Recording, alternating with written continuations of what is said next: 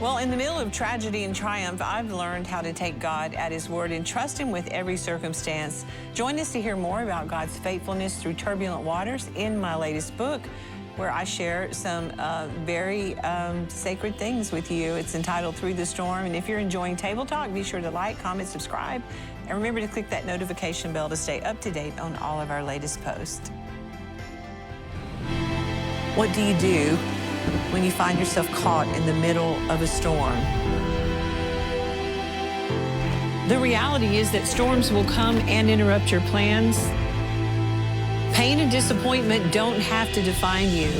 And if you'll cling to God, He will use your storm to propel you into a new future.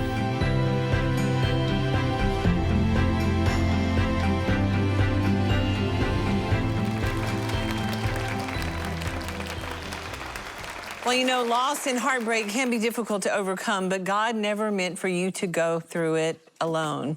Even as I've walked through countless storms over the course of my life, I always remembered what my grandfather Trammell told me. He said, Joni, hold tight to God's hand. You will have to be the one to let go because He never will let you go. And I'm thrilled to be sharing about my latest book, Through the Storm. But before we dive into that, joining me around the table is Dorothy Newton. How are you? Joni, it's all about you. I know, it's kind of driving me crazy a little bit today. I'm just I love it. And you know what? Reading through some of your story, you are truly amazing. I mean, it's obvious that God was the anchor through the storm, but you've been through some things. I have. I mean, really, all of us at this table have been through some things, and everyone watching is going to go through some things. I said before the show, this is kind of hard for me because I'm used to interviewing somebody else, and now it's like, all focused, and it's kind of weird, but we give God the glory for everything. Rebecca Lamb Weiss, my youngest, how are you? I'm good. Yeah? Yeah, I got your face right here. We look like weird super fans. That's right. We're so proud of you. As I would sing to Judah Noah, we're so proud of you. Yes, hey, we're so proud of you. Hey. Yes, we sing that to the kids when they do something good. All right, Cindy Murdoch, you've been on this journey with me for a long time. Yes, yeah. And the beautiful story is that every storm you went through, the storm passed, and you went to the other side, and I believe your book's going to give people hope. Yeah, the key word is through. Through. Like we want to get and through. And it too will pass. Yeah, and some people watching today, you just feel like you're never going to get through, but I want to encourage you today that you are going to get through, and that's why I wrote the book, Rhonda Davis, so people can be encouraged. Really, I know all you guys' stories. Y'all have some stuff. Yes. You know them better than we do, actually. I know. She does. She does. But, you know, it's important to talk about this because, you know, it's in the storm that really that refining fire. God can do things in us that He can't do at any other time, as much as we don't like to hear that preached. It's true. And that trial, that fiery trial, we grow in Him, the knowledge of Him, in our wisdom. And I love it that every storm has an expiration date. Yes, amen. It's not unending, thank God. Thank you for being here. Cindy Johnston. Hey. We met after we moved to Texas and became fast friends. Yes, remember we sat in your car outside of a hotel because all the lights went out. She was speaking for a conference. Right, and before it was time to get up and speak, all the power went out in the hotel. So we said, let's go to the car. So we went to the car. And then we went to eat. Yes. That was terrible. And then I don't know what happened the next morning if they actually... I think we did, but... Okay. I'm sure you shared. We continued on. Yes. Okay. that was our You shared story. with me. I needed that. That's right. Well, in life, you're either, of course, in a storm, coming out of a storm, or about to enter a storm. Whether you're walking into difficult days or have just come out of them, there's no place, and I want you to hear this today, that God's peace and healing can't reach. And I'm here to share about my personal journey through pain in my latest book, Through the Storm. And thank you all for being here today. You're all a very important part of my life, and there's a lot of people in the audience that are an important part of my life. And just give yourself a hand. I'm so glad you're here today. We don't normally have an audience for Table Talk. This is kind of fun, right? For sure. Yes. So those beginning days, you two were not born, so I can't start over here. Y'all would come along later, but Rhonda, you were there in the early days. Cindy, you were there in the early. You were there before I married Marcus. Right. I met you, and I was like, 18 years old, I think, 18 or 19. It's so interesting because you lived in Kentucky and Marcus had preached a revival there, a 5-week revival. And he came and we had just met and started dating. And actually, he was 19, I guess. And he said, there's one girl I want you to meet that I think you'll love, and it would be Cindy. So he picked her out. Y'all love that? Your bestie. He did, he did. And times we would go down early, and I think we'd say, let's go down front and worship. Those were the early days when people didn't go down and that song, worship. I lay in Zion for a foundation, a stone. Yeah. And Rhonda, you came along right after Marcus and I were married. That's right. And y'all came to Montgomery, Alabama. You were on some of the first shows that we did in Alabama. Shared your testimony, yours and Hank's testimony. Do you remember? We did. It was so fun, and watching you and Marcus, because you've been an evangelist, and watch you do that and watch his vision. He was so sure about that television ministry, and to watch you work with him, and you weren't going to say anything. You know, you were just going to sit there. I didn't say much. But then you started, you even interviewed me. You know, we have pictures of you and I, and you just started coming forth. But it was so awesome in those early days that I know were hard, and y'all called the tribulation period. When I look back at it, it was just a beautiful beginning. Yeah, well, I talk about it in the book that we lived in Montgomery for 7 years. Right. And I always say that that was our training ground. Yeah. We knew we wouldn't be there forever, but it was important that we walk there before we ever moved to Dallas. And I say I couldn't have walked here had I not walked there. And the Bible says, you know, despise not small beginnings. It's very small beginnings. What was your hardest storm that you had to walk through in those first 7 years? In those first days? I know there were first so 7 many, years. but is there one that stands out? Well, I mean, storms like, you know, big storms, there was opposition as to building a Christian television station and just having the money and the finances to do it and just trusting God. Were you like not so afraid? Like you had no family. I was never afraid. No, I wasn't afraid. I really felt like we had heard from the Lord when we were in the Holy Land. The Lord spoke to Like me. no security, no money coming in. Why don't you tell that story about how God called you and Dad into ministry, into television ministry? Well, yeah, your dad had already been in the ministry since he was 15. And so, As an evangelist. Yeah, and so he was, this was in 1983. We had gone on you were there, this Holy Land trip, 1983. And while he was on the Mount of Olives, they had, the group there that you were with, the church and pastor and all, had Marcus had actually helped him get a permit to build Channel 45 in Montgomery, Alabama. We got bumper stickers. Is that what you call them? Yeah, They don't have them anymore. Bumper stickers. Bumper stickers, and it said 45 alive, and 45 was dead as a doornail. But we were speaking in faith. Dad always used to say, it said 45 alive, but it should have been 45 dead. But yeah, I mean, it was just a journey, but we got on the air after the Lord spoke to us about moving there. We were working to build the station. I found out I was pregnant. And I went to tell him. It was just a shell of a building. He was doing sheetrock or something he's not anointed to do. And it was, had it all over him, you know. And, you know, he was he's getting people to help. Hank came. And Hank does know what he's doing when it's, you know, but because he built houses and all that kind of stuff. But anyway, I was excited. Me and Sister Turner, who is so precious to me, an elderly lady there in Montgomery, Alabama. We went to tell him, and I told him, you know, I'm pregnant, and he slid down the wall. And he was just like, no. And because he was thinking, we don't have insurance, we don't have money, Right. we don't, but, you know, when is it ever convenient to have a child, you know? That's right. So anyway, God was faithful and brought people into our life, and we were there for 7 long years. We call it the tribulation period, but still thankful for those memories and what happened there. And you were there. You came One to visit Montgomery. we came, Yeah, and I did get to sing with you. You know, Yeah. we practiced our soundtracks that one time. Yeah, we loved to In the practice house, our in the soundtrack. room. That's right. But even though that was a difficult time, those 7 years, they were foundational for everything that would come It's so after. true. Totally, 100%. Because it was a total trust walk. Yes, it You was. absolutely had to trust God every day. And then we sold Channel 45 and kept it Christian. We had an opportunity to turn it in. I talk about this in the book, to make it an ABC affiliate. A Jewish man wanted to turn it into the ABC affiliate. And that's when we just had a few channels, you know. And but the Lord said, if you'll keep it Christian, I'll make it up to you when you go to Dallas.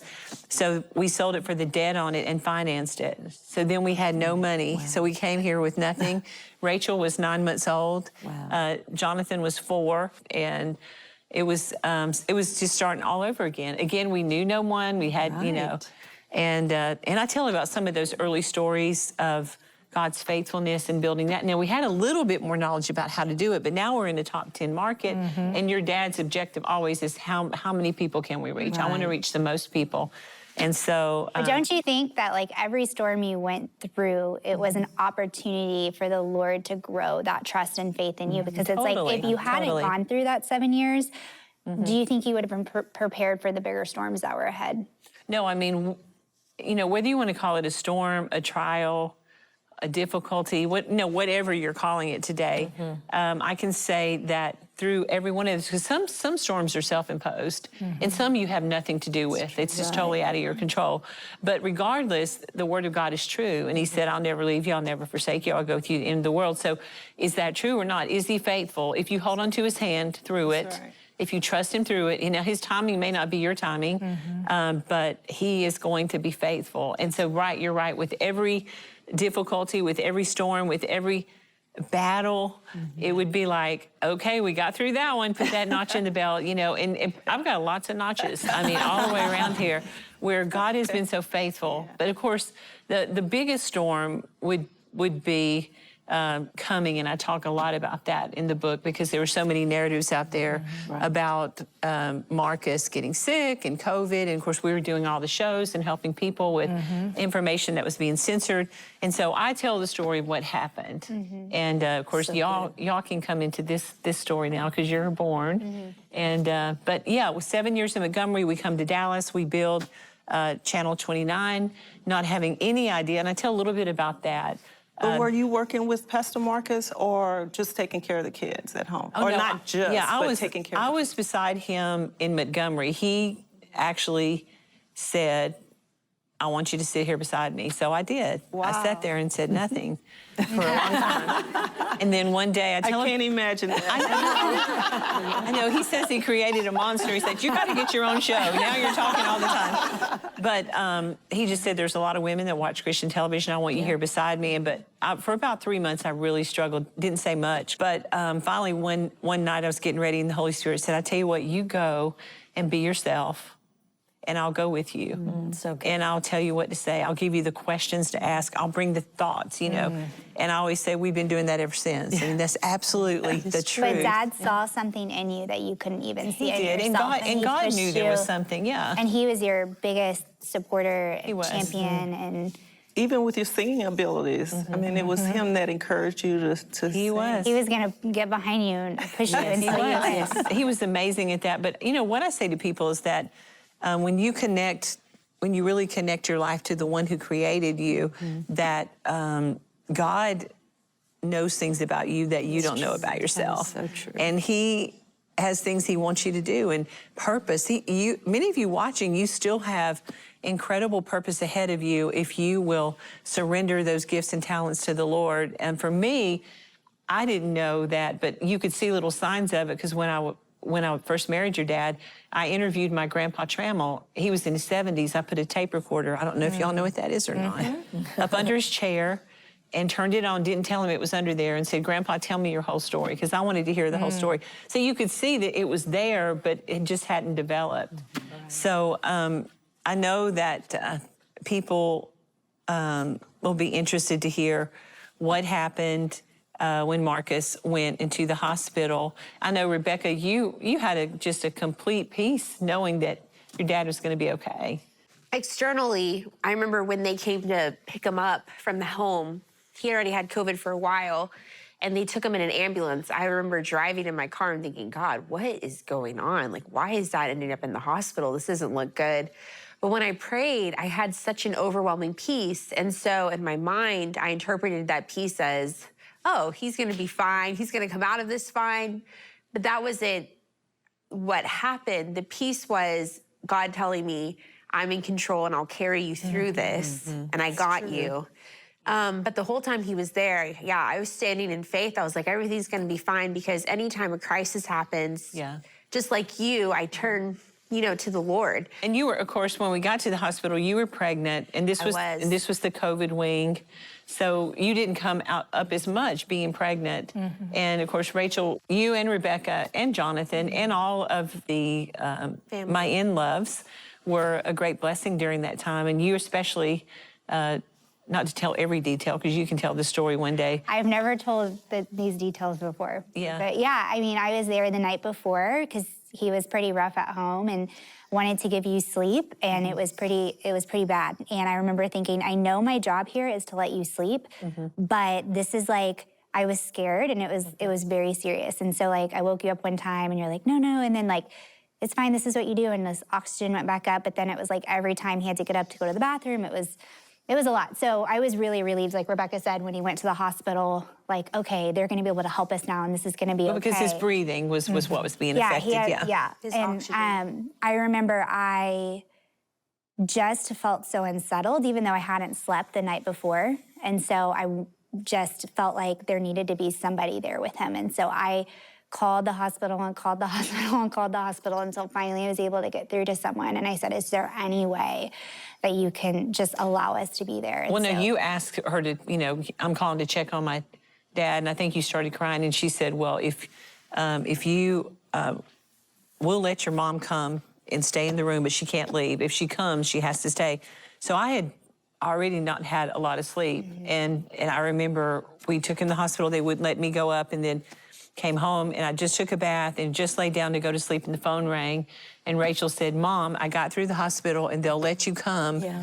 And so she literally was at my house in just a few minutes. I threw a few things in a little bag, and that's when the journey began. Yeah, and he wasn't doing good, and he was confused because the lack of oxygen, like where you were and where his family was. So he was trying to rip stuff out, and so the hospital thought it would be great if you could be there to like calm him, and so. Right, well, what they did was when he got to the hospital, they gave him a sedative, but he never takes any kind of drug. So I tell about the hospital stay was 17 days, and all you were praying, Cindy. Yes. Like I had all of y'all on speed dial, my little prayer groups. Pray now, when the oxygen would go down. Which is wild because November 1st he played in the Daystar golf tournament and he won, and 30 days later is when he would pass. Yeah, well, and I tell about in the book that he had a pre-existing condition, and that, there's so many details I can't tell in this short amount of time, but he had the hiccups for like 48 hours, and that's a lot of times the vagus nerve telling you there's something going on with the heart. And so he was actually, his lungs were clear. He still was having, oxygen. He was having, but the night before, remember, we fed him that special food that Jordan Rubin had told us about. We had it made up, and he ate it. And then, but at 4 a.m., Josh was there with me, and the alarms went off, and he was gone. I mean, they tried adrenaline. They were going to use the pads, and but he was gone. And I knew from looking at him, because we prayed, Josh and I were praying in the Spirit the whole time, 5, 10, 15, 20, all the way up to 45 minutes.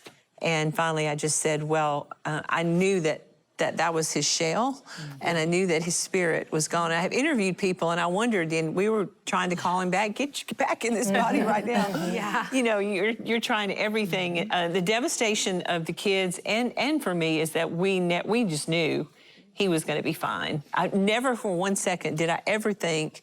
Did y'all think? No. I mean, everybody. The whole world was I was praying. shocked, absolutely shocked. I was too. Well, there was one day, a couple days, where he was just perfectly back to normal after he had been on a higher, I think it was the BPAP machine throughout the night, and he just was really oxygenated up. And I thought, okay, like I had full relief. Yeah, and Rebecca, you came up that day that he was the best. You got to see him on the best day. Yeah, that was a gift for sure. And I say in the book that this was the greatest storm that I ever went through, because we were about to celebrate 40 years of marriage.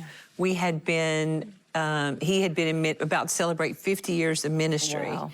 And so it's like half your heart is taken away, really, because my dad had gone on to be with the Lord, my brother had, and that was a great loss, but there was nothing that could compare. And I talked to so many widows after who have said the same thing. Like, it's a loss, like you can't understand, you can understand. Because you were there right after. And I write about Pastor Hank, your husband, had gone, how was it, 8 weeks before? About 8 weeks before. And Marcus even did his funeral service. Yeah, I never would have thought that. And all of us that were praying around the world, I really just, even through that night, even when Becca called to tell me, I just thought, there's no way. But that grief, but you walked through that so beautifully. Yes. You well, did. And you walked through it with me. Yeah. And there were some, you say beautifully, but there were some ugly moments. Ugly moments. You know, the thing that I did after Marcus graduated, we did the funeral. Was his funeral amazing? Oh, it was incredible. I don't know if if you haven't seen Marcus Lamb's funeral. That many ministers you together in must one watch it. place was phenomenal.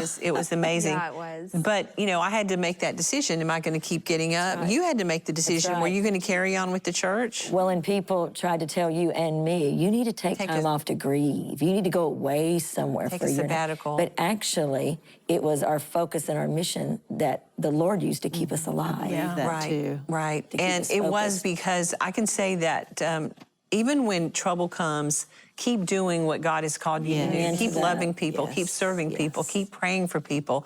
And that's when healing can really take place. But there were several prophetic words that came to me from people that I trust that said, God's going to put your heart back together again.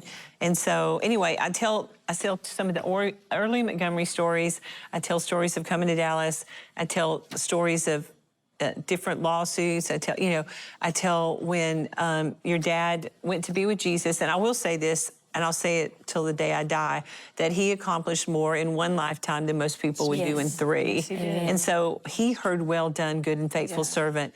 And I know that, and I know he's not coming back into this sphere, into this time, but I will see him again. And those of you that have lost loved ones that know Jesus, you will see them again. Well, stay right where you are.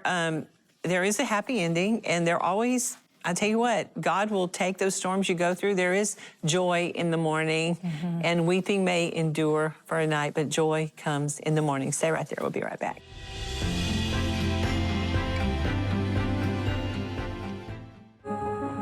Imagine facing a storm so vast, it threatens to engulf everything you've built. Would you falter, or would you find strength you never knew you had? When a hurricane is tearing through your life, Jesus is the peace that stills the waters of your soul. This is a story, a journey of faith, sacrifice, and victory witnessed by millions. It's a tale of navigating life's fiercest tempests and discovering that sometimes the most profound truths are born in the heart of the storm. Pain and disappointment don't have to define you. And if you'll cling to God, He will use your storm to propel you into a new future. Get your copy now at daystar.com/shop.